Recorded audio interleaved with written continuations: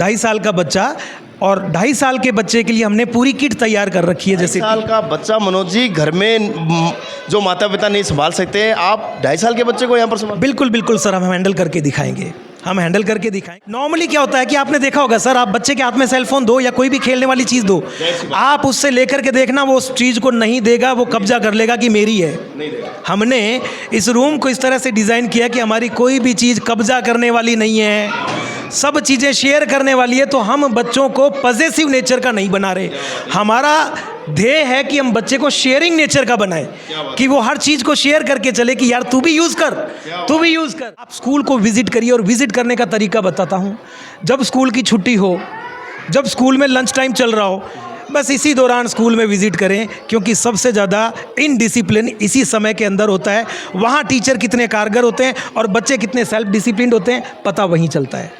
और ये भी ध्यान रखें कि जहाँ भीड़ ज़्यादा हो वहाँ से कृपया ज़रूर बचें, कि बच्चा अपने आप अपने बैग की चेन को खोले, वो नोटबुक निकालना सीखे, उसके अंदर नोटबुक डालना सीखे, और ये तक सीखे कि मेरी कोई चीज़ रह तो नहीं रही।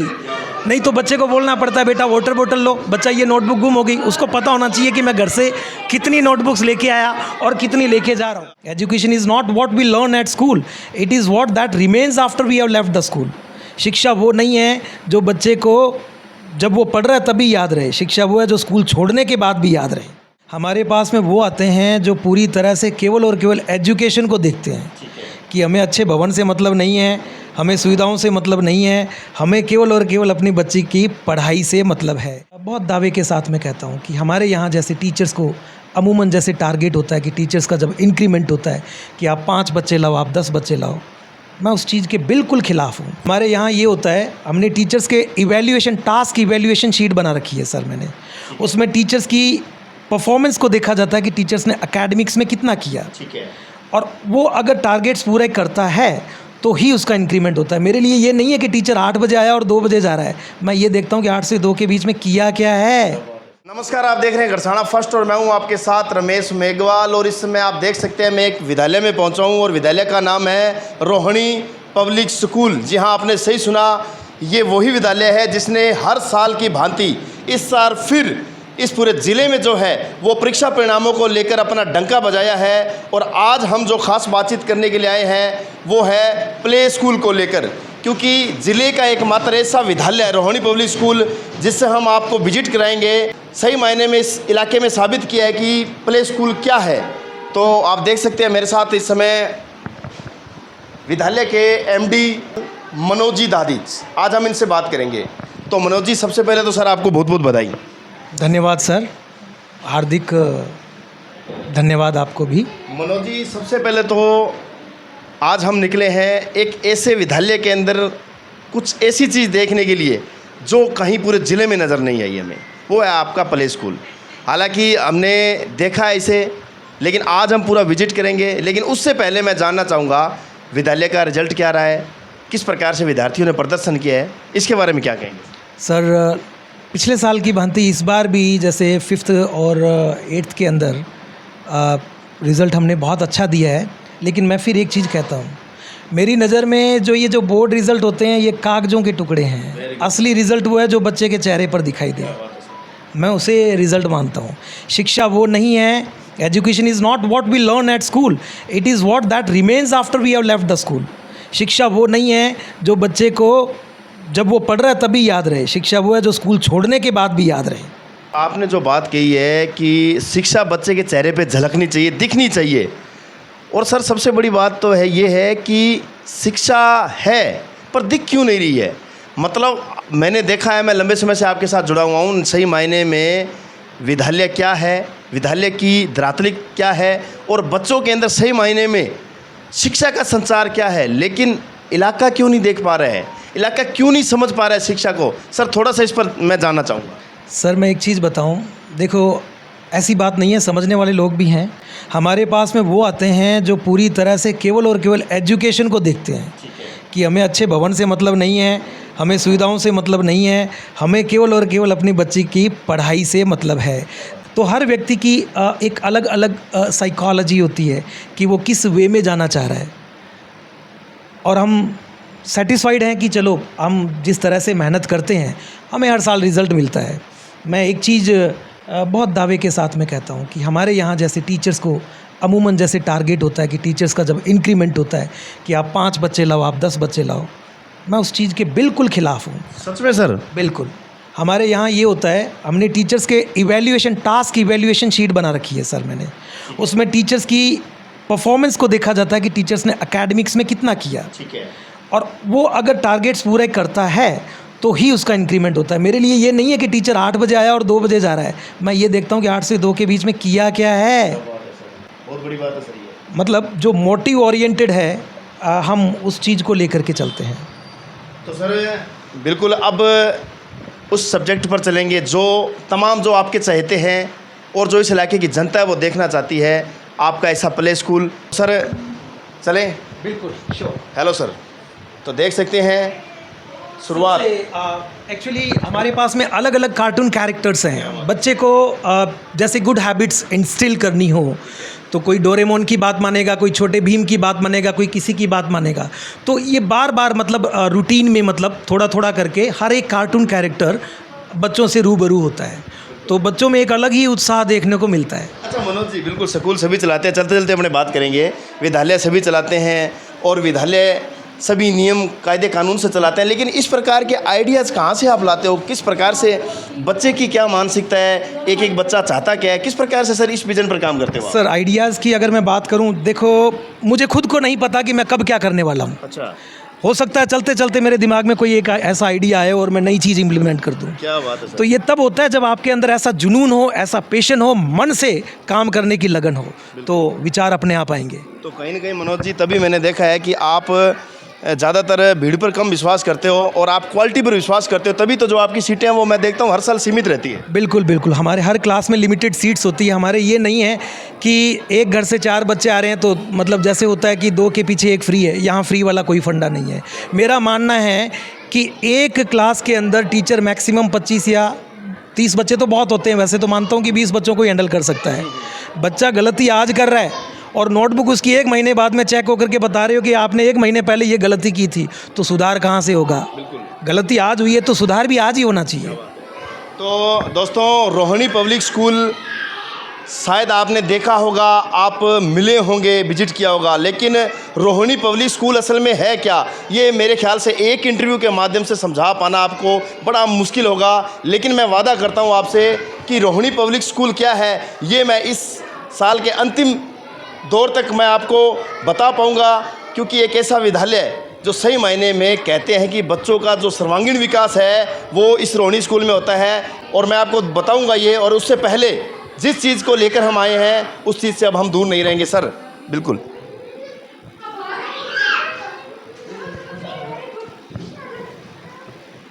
तो देख सकते हैं, तो आप सर बताएंगे सही मायने में जो एक शानदार प्ले स्कूल आप देख सकते हैं। कैमरा पर्सन से कहूँगा एक बार कैमरा घुमाया जाए और देखें किस प्रकार से ऐसे लग रहा है कि जैसे हम ये सही मायने में हम टेलीविज़न में एक कार्टून चैनल देख रहे हैं। ऐसा लग ही नहीं रहा है कि हम किसी विद्यालय में आए हैं, क्योंकि ये सपना नहीं है, निश्चित तौर पर ये एक हकीकत है कि गड़साना जैसे इलाके में भी ऐसा प्ले स्कूल हो सकता है जहां बच्चों को खेल खेल में मिलती है शिक्षा, जो सरकार का भी एक ध्येय है कि बच्चों को खेल खेल में शिक्षा। सर किस प्रकार से खेल खेल में शिक्षा? सर इसके लिए मैंने पूरा NEP की जो पॉलिसी है वो मैंने लास्ट ईयर का जो इंटरव्यू हुआ था उसमें सारा बताया था, क्योंकि वो अगर उसमें मैं चर्चा करूँगा तो 30-35 मिनट उसी में चले जाएंगे। तो सबसे पहले मैं बताता हूँ कि बच्चे की जैसे जो स्टार्टिंग जो एज है, जैसे हमारे पास में 2.5 साल का बच्चा आया सपोज़, तो 2.5 साल के बच्चे में सीटिंग हैबिट नहीं होगी, तो सीटिंग हैबिट को इंस्टिल करने के लिए स्पेशल चेयर्स हैं। ये चेयर सर लॉक हो जाती है और बच्चा इसके अंदर बैठ करके ये पूरी चेयर लॉक हो जाएगी। बच्चा चाहे कितना भी शरारती हो, जैसे एक ICU के अंदर पहले किसी पेशेंट को एडमिट किया जाता है और उसकी हिस्ट्री तैयार की जाती है, ICU से फिर उसको जनरल वार्ड में शिफ्ट किया जाता है, तो एक एक बच्चे की हिस्ट्री तैयार होती है कि इस चेयर पर बच्चा कितने दिन बैठा और उसके बाद में नॉर्मल चेयर पर उस हैबिट को डेवलप करने में उसको कितने दिन लगे और वो राइटिंग पैटर्न में कितने दिनों के बाद में आया, और फिर उसकी पहचान के तरीके हैं और उसकी जनरल हैबिट्स के तरीके हैं। ये स्पेशल फाइल। अभी तो हमारा इंटरव्यू शुरू ही नहीं हुआ, उससे पहले हम आपको सैल्यूट करते हैं आपकी सोच को। मैं एक चीज़ जानना चाहूँगा मनोज जी, कितने साल का बच्चा इस प्ले स्कूल में एडमिशन ले सकता है, ये मैं जानना चाहूँगा। 2.5 साल का बच्चा। 2.5 साल का बच्चा? बिल्कुल 2.5 साल का बच्चा।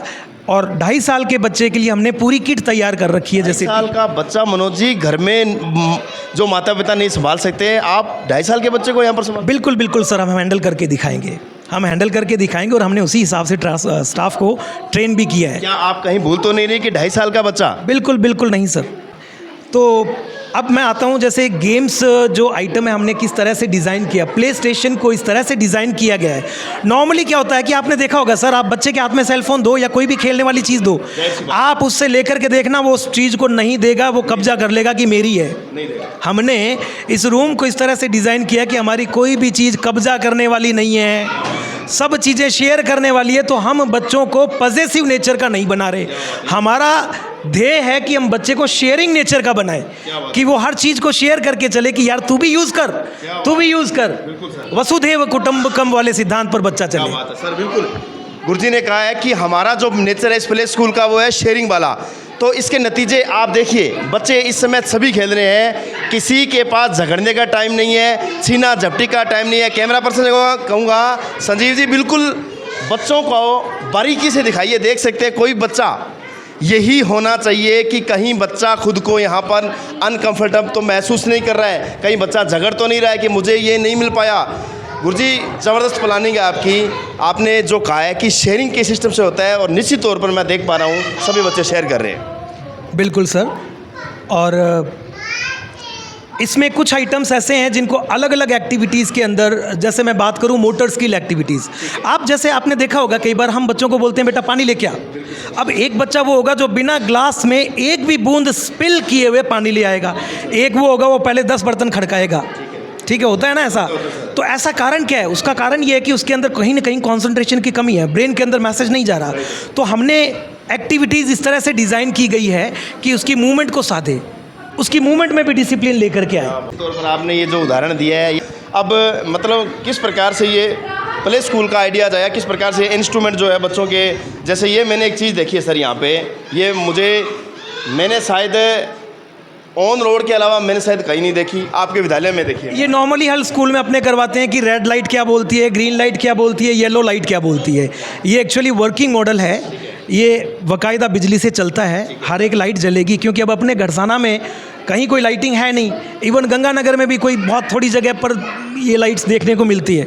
तो बाकायदा ये वर्किंग मॉडल है। और वर्किंग मतलब हमने सड़क का मॉड्यूल भी तैयार किया है, वो शीट्स अलग से इस तरह से मंगवाई है कि वो एक सड़क का निर्माण कर, पहले सड़क तैयार होगी यहाँ पे। बिल्कुल सड़क तैयार होगी। जैसे हमने अभी जो हमारा चल रहा है 5 डेज 7 डेज बैग को ओपन और क्लोज करने की एक्टिविटी चल रही है, कि बच्चा अपने आप अपने बैग की चेन को खोले, वो नोटबुक निकालना सीखे, उसके अंदर नोटबुक डालना सीखे, और ये तक सीखे कि मेरी कोई चीज़ रह तो नहीं रही।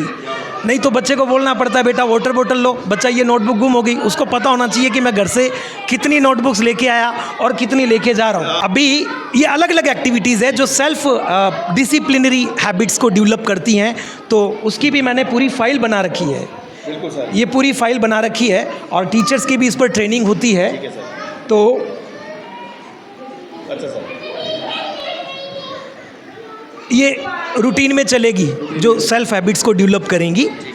तो उस तरह से ये अलग अलग एक्टिविटी, इवन जैसे चालान करता है तो चालान के अंदर आरटीओ की ड्रेस भी है। क्या बात है सर, पूरा प्रैक्टिकली। बिल्कुल, कोर्ट में केस लड़ना है, उसका चालान जमा करवाना है तो वकील की कॉस्ट्यूम भी है। और ये टोटल प्रैक्टिकली हम बच्चों को देने वाले हैं, हर चीज़ प्रैक्टिकली हम बच्चों को देने वाले हैं। यानी कि गुरुजी कह सकते हैं कि सही मायने में बच्चों का सर्वांगीण विकास क्या है, तो वो ये है। बिल्कुल बिल्कुल सही सर। और क्या कुछ बताना चाहेंगे सर, कुछ इसके अलावा? सर जैसे ये जो आप बॉल पूल देख रहे हैं, कलर से बच्चों को बहुत लगाव होता है, और उसमें ये भी होता है कि ये हम स्टडी करते हैं कि अगर बच्चे को येलो कलर में लगाव है तो वो किस तरह की हैबिट में जा रहा है, वो बार बार अगर रेड कलर को ले रहा है तो उसमें हैबिट्स क्या डेवलप होने वाली है, ब्लू कलर से लगाव है तो उसका भी मतलब पूरा एक टीचर्स को बोला हुआ है, नॉर्मली ये जनरली ऑब्जर्व करेंगे। ठीक है, वो ये जो बैग ओपनिंग और क्लोजिंग एक्टिविटी वाला जो चैप्टर पूरा हो जाएगा उसके बाद में कलर्स वाला चलेगा। तो बच्चे की रुचि किस कलर के प्रति है, बार बार उसकी टेंडेंसी कहाँ जा रही है, तो उसके आधार पर उसका सीटिंग प्लान तैयार करेंगे कि बच्चे को कहाँ बिठाया जाना चाहिए। एक साइकोलॉजी है, मनोविज्ञान है।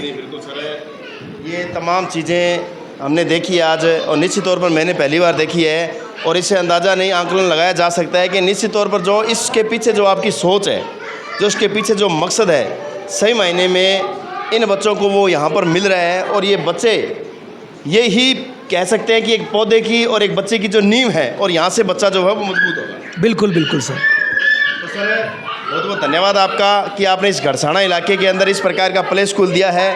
और सर निश्चित तौर पर मेरे ख्याल से लोगों को पता नहीं है, क्योंकि आपने ये शायद इसी सत्र शुरू किया होगा। बिल्कुल इसी सेशन से शुरू किया है।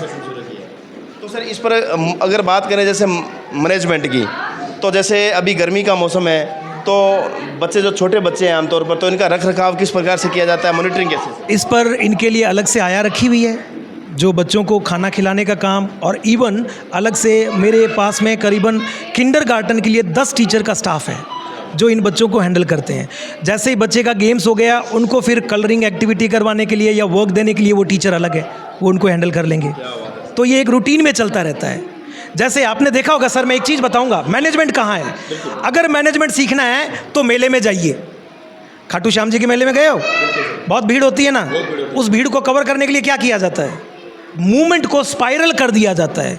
स्पाइरल का मतलब यूं, वो रेलिंग्स बना दी जाती है, उसमें से यूं यूं यूं, तो 5 मिनट की जो दूरी होती है उसको 1 घंटे में तय करना होता है। तो ये मूवमेंट ही तो है, उसको कंट्रोल किया गया है।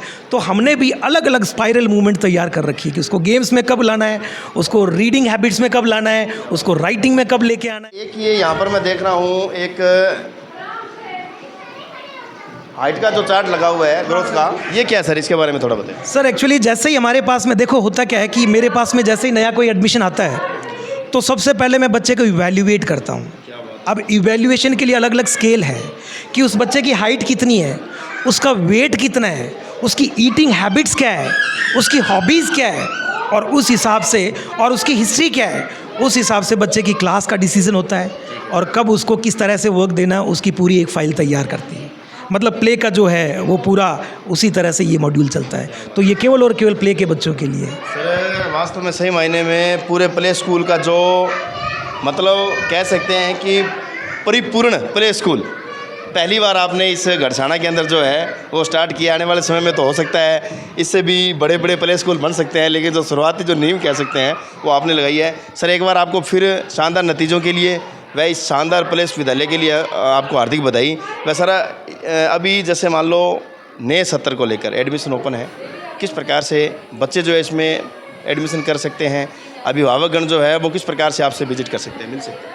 मैं सबसे पहले तो देखो, मैं हमेशा ये कहता हूँ, सबसे पहले तो मैं एक मैसेज देना चाहूँगा उन अभिभावकों के लिए है ये मैसेज जिनके बच्चे हिंदी मीडियम स्कूलों में पढ़ रहे हैं। जैसे किसी का 6 में है, किसी का 7 में है, किसी का 8th में है। मैं उनसे निवेदन करूंगा कि कृपया अपने बच्चों का माध्यम चेंज नहीं करें कि वो कहीं मन बना लें कि चलो इंग्लिश। मेरे पास में कल 2-3 पेरेंट आए थे तो मैंने मना कर दिया कि नहीं, आपके बच्चे हिंदी मीडियम में हैं और इंग्लिश मीडियम में दिक्कत आएगी, क्योंकि मैं मेरी फ़ीस का कभी लालच नहीं लेता। मना कर दिया आपने? मैंने देखा नहीं पहली बार। मैंने हमेशा सीटों का सिस्टम रखा है। मेरा टारगेट एक ही है, चाहे एक घर से 4 बच्चे आ रहे हैं, चाहे 5 बच्चे आ रहे हैं, मैं फ़ीस सभी की लेता हूँ, रियायत किसी के लिए नहीं है। मैं केवल मेरी लिमिटेड संख्या लेकर के चलता हूँ। तो जिनका जो मीडियम है वो अपना मीडियम वहीं रखें, उसको चेंज नहीं करें। और एक मेरा मैसेज रहेगा कि अब जिन्होंने इंग्लिश मीडियम का मन बना रखा है तो वो स्कूल में विज़िट करते हैं। अब होता क्या है कि हम अमूमन ये देखते हैं कि फ़लाँ फ़लाँ व्यक्ति का बच्चा कहाँ जा रहा है, फ़लाँ फ़लाँ व्यक्ति का कहाँ जा रहा है। तो हम क्या है कि वो एक प्रेस्टीज पॉइंट बना करके आप स्कूल को विज़िट करिए। और विज़िट करने का तरीका बताता हूँ। जब स्कूल की छुट्टी हो, जब स्कूल में लंच टाइम चल रहा हो, बस इसी दौरान स्कूल में विज़िट करें, क्योंकि सबसे ज़्यादा इनडिसिप्लिन इसी समय के अंदर होता है।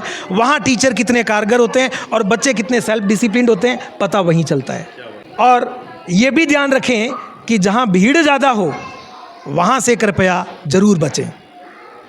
बहुत बहुत धन्यवाद मनोज जी। तो मनोज जी ने जो शानदार संदेश दिया है तमाम अभिभावकों को, और निश्चित तौर पर अपने बच्चों के भविष्य को उज्जवल करने के लिए तमाम अभिभावक हैं वो इस बात को किस नज़रिए से लेते हैं, किस प्रकार से इस पर जो है अमल करते हैं, ये तो विजिट करने के बाद में ही तय होगा। लेकिन फ़िलहाल एक बार इस विद्यालय का विजिट अवश्य करें और आप देखें कि रोहिणी पब्लिक स्कूल इस इलाके में क्या दे रहा है, और जो प्ले स्कूल जो इन्होंने ओपन किया इस बार, ये सही मायने में किस प्रकार से बच्चों का जो है वो सर्वांगीण विकास कर रहे हैं। बहुत बहुत धन्यवाद, जुड़े रहे हमारे साथ। और फिर हम इस विद्यालय की अन्य एक्टिविटी पर जल्द ही हमसे आपसे रूबरू होंगे और आपको इस विद्यालय की अन्य ऐसी बहुत सी चीज़ें बताएंगे जिससे शायद आप अभी भी अनभिज्ञ हो। और आपका बहुत बहुत आभार। वीडियो को ज़्यादा से ज़्यादा शेयर करें। तो धन्यवाद। मेरे सहयोगी साथी संजीव के साथ रमेश मेघवाल, गड़साना।